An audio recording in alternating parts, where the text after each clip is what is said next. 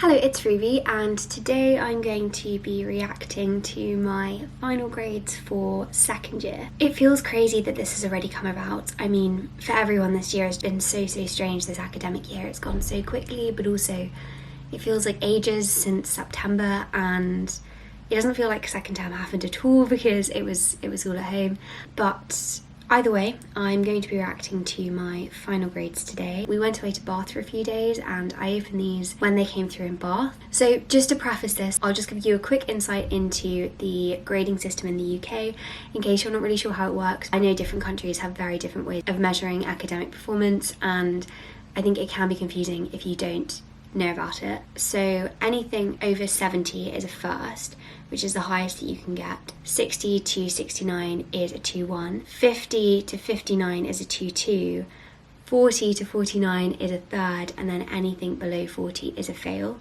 And this isn't kind of judged like percentage wise. So for example, in English, you're not going to get 100 because that just doesn't happen. It's not like 100%. 70 isn't 70%. 70 is like 70 in itself. Anyway, I will show you me reacting to my results now. And today I'm going to be opening my exam results. We're away in Bath and they literally just came through and I'm so nervous. Oh my gosh, I did 2 exams and...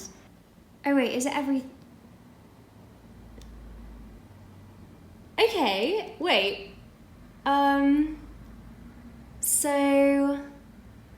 Overall, it was like my overall mark for the year was a 74.37, which I am extremely happy with, which means I averaged a first. And in my exams, what did I get? So in the, so this is so confusing. Okay, in my exam for my Victoria module, I got a 75, and in my exam for my Empire of Liberty, I got a 67. Okay, so I didn't even notice my module participation. I got 85, 85, 85, and then 80. So I got 85s in all of my English modules, and then 80 for my theology module I did. So I'm literally so chuffed with that. I wasn't expecting that. And also, I realised that for stage 2, so for year 2, I got a 76 overall, but in year 1, I got a 72.6, so it's rounded down to a 74. But this year I came out with a 76 overall, which I'm really happy with. Genuinely, I am so happy with my results. I wasn't expecting to have done, I think, so well, especially in my Victorian exam essay. That's the one that I was most excited to see the mark. It's a few days later and I've received actually like the critical feedback with all of my comments. Okay, so this is my Empire of Liberty exam, which I got 67 for. It's still good and I should still be happy with it, but I'm not entirely happy with it. Like, I am happy with it, but it's the lowest mark that I've got this year, and so I am looking forward to reading this feedback. It showed some good analysis, although some promising points were oddly relegated to footnotes. Okay, that's something I do need to think about doing less. I use footnotes and rely on footnotes so much, so sometimes I end up putting quite random things in footnotes because I'm like, oh, this is relevant, but I probably need to pay attention to that. Demonstrated good knowledge and understanding, although there were a few sweeping assertions about most academic criticism. See, I disagree with that, because whenever I said most academic criticism, it was founded in I did loads of research into like the overarching themes in the academy, but because it was an exam, I didn't cite them, and I would have done if it was a normal coursework essay. Like, I had the sources there ready to cite, it's just they told us not to cite them. I'm gonna find that. I always like to read the essays again once I've read the feedback. I also don't think my argument was that fun. I think it's the essay I least enjoyed writing of all of them, and as I was writing them I was like, this isn't like that exciting, the argument I was making, and so I think that is something I really need to bear in mind. Like, don't write an essay which isn't exciting. Okay, so this one I got 75 for. Good clear argument that fully answers the question and goes beyond the main points. Great work. The response demonstrates a good knowledge of the text and the key context surrounding it.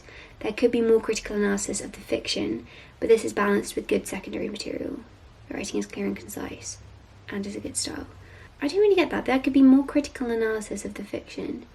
So I guess I focused too much on the form, but that my essay was like basically about the formal differences between these two texts.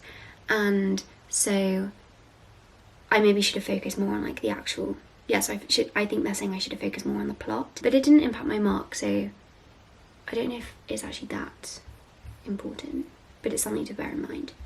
Anyway, okay, let's get my transcript up for the whole of the year. So overall for each of my modules, I did 4 modules this year, and for my Revolutions and Evolutions 19th century writings module, I got 75 in my summative essay, 75 in my exam, and 85 for module participation, which means that overall I came out with a 76.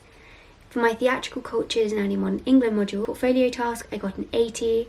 My take-home exam, I got a 75. My study group presentation, I got an 85. And my module participation, I got an 85. So overall, I got a 79. Also, this is like different weighting. For example, for this one, 40% of my grade was my take-home exam, but only 10% was my module participation. Then for my Empire of Liberty, I got a 77 in my essay, a 67 in my exam, and an 85 in my module participation, which means overall I got a 73. The exam pulled down that mark a lot. And then finally for my religion and Holocaust memory and public life, 75 in my first summative essay, a 75 in my second summative essay, and an 80 for seminar participation. So overall I got a 76, which means that if we average all of those, I came out with a 76 for year 2, which I am honestly very, very happy with, especially considering this actually goes towards my degree. Like, first year didn't go towards my degree. Anyway, thank you so much for watching this video. I would say I hope you enjoyed, but I don't know if it's the kind of thing you find enjoyable. It's just more, I think it's traditional to share updates like this, because I share so much of, you know, studying and like academic work and my academic journey, as it were, that I like to share these videos as little markers. I mean, they're quite nice for me to look back on, especially when I look back, for example, at my, like, the first essay I ever received at university. It's got like over 1 million views now, and it's me crying because I got the 2-2, and it's just quite nice to look at how far I've come with that.